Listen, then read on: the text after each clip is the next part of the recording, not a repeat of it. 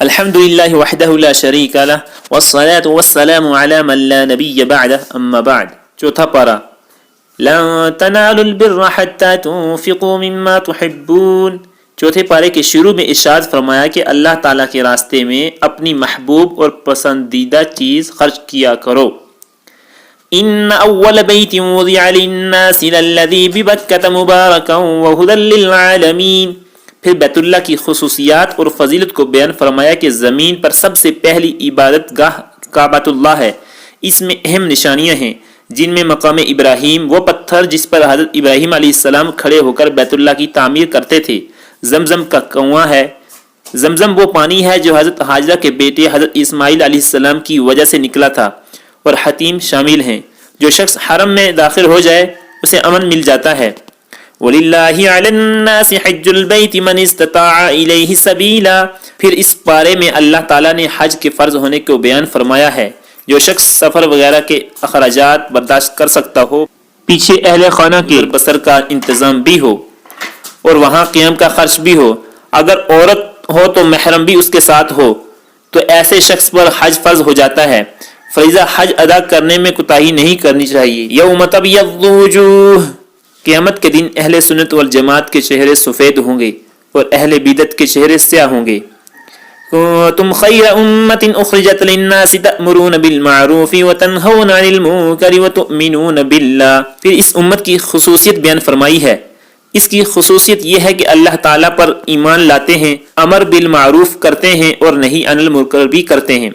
امر بالمعروف اور نہی عن المنکر کا بہت اہتمام کرنا چاہیے. جو جائز اسباب ہیں نیکی کی طرف لانے کے ان کو اختیار کرنا چاہیے، اور جو جائز اسباب ہیں گناہ سے بچنے کے ان کو اختیار کرنا چاہیے. یا ایھا الذین آمنوا لا تتخذوا بطانة من دونکم لا یألونکم خبالا. مسئلہ بیان فرمایا کہ منافقین اور کفار کے ساتھ قلبی تعلق نہ رکھو، کیونکہ وہ تمہیں نقصان پہنچانے کے در پہ ہیں. ان کے دلوں میں جو بغض اور حسد پوشیدہ ہے وہ ان کی اعلانیہ باتوں سے زیادہ سخت ہے. وہ چاہتے ہیں کہ مسلمانوں کو دین اور دنیا کی پریشانی لاحق ہو. ہاں البتہ رکھ رکھاؤ اور وقتی ضرورت الگ چیز ہے. وَلَقَدْ نَصَرَكُمُ اللَّهُ بِبَدْرٍ وَأَنْتُمْ أَذِلَّةٌ.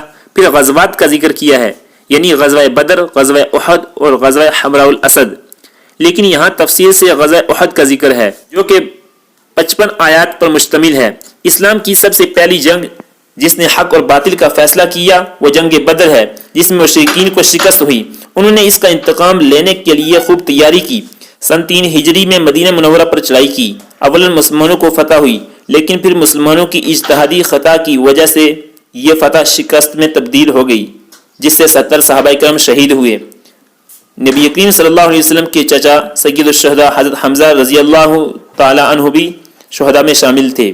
وہ خطا یہ تھی، یعنی جبل الرومات پر جو 50 افراد کا دستہ متعین تھا وہ اپنی ذمہ داری چھوڑ کر مال غنیمت جمع کرنے میں مصروف ہو گیا تھا.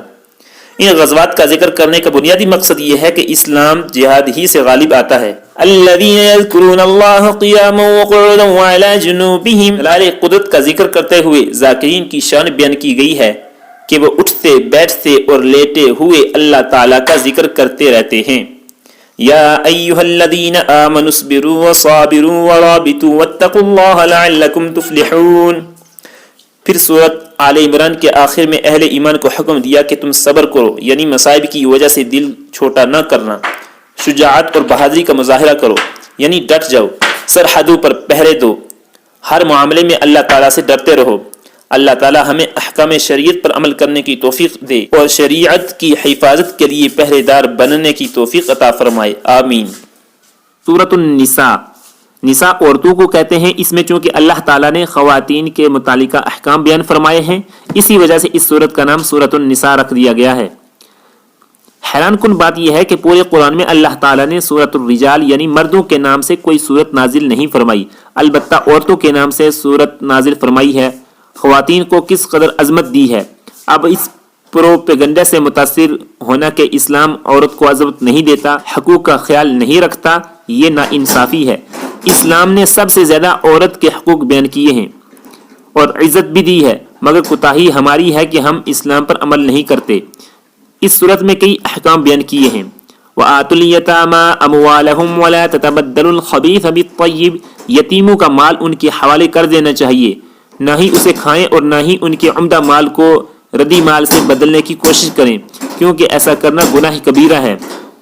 فَانكِحُوا مَا طَابَ لَكُم مِّنَ النِّسَاءِ مَثْنَىٰ وَثُلَاثَ وَرُبَاعَ۔ اللہ تعالیٰ نے تعدد ازواج کا مسئلہ بیان فرمایا کہ ایک سے زائد 4 تک نکاح کرنے کی اجازت ہے، لیکن ضروری نہیں۔ اگر کسی شخص کے پاس طاقت و ہمت ہو، اسباب ہوں، عدل کرتا ہو تو ذہن نشین فرما لیں کہ ایک سے زائد شادیاں کرنے والا افضل ہے، لیکن اگر حقوق ادا نہ کر سکتا ہو تو اس پر مواخذہ بھی سخت ہے۔ اگر ایک سے زائد شادیوں پر قوت و طاقت نہ ہو، اسباب نہ ہوں، حقوق ادا نہ کر سکتا ہو تو پھر ایک ہی نکاح پر اکتفا کرنا بہتر ہے۔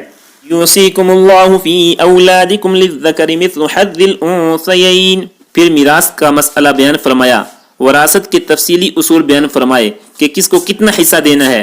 جہاں مردوں کے لیے میراث کے حصص کو بیان کیا ہے، وہاں عورتوں اور بچوں کو وراثت کا حق دار قرار دیتے ہوئے ان کے لیے بھی حصص کو بیان کیا ہے، اور یہ بتایا کہ عورتوں کو حصہ دینا ان پر کسی کا احسان نہیں بلکہ ان کا حق اور اللہ تعالیٰ کی طرف سے مقرر کردہ فریضہ ہے۔ حرمت علیکم امہاتکم وبناتکم واخواتکم، محرمات کو بیان فرمایا، یعنی کس سے نکاح کرنا جائز ہے، کس سے ناجائز ہے۔